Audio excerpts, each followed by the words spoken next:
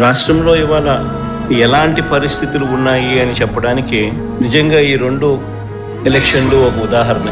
అసలు మొట్టమొదటిసారిగా బహుశా రాష్ట్ర చరిత్రలో ఎప్పుడు జరిగి ఉండదు, బూతుల్లో పార్టీకి సంబంధించిన ఏజెంట్ లేకుండా వైఎస్ఆర్సీపీ ప్రతిపక్ష పార్టీ పులివెందుల రూరల్లో జరిగిన జెడ్పీటీసీ స్థానానికి జరిగిన ఎన్నికల్లో 15 బూతుల్లో ఉన్న 15 బూతులకు ఎన్నిక జరిగి రూరల్ మండలంలో 10,600 ఓట్లకు సంబంధించిన ఎన్నిక.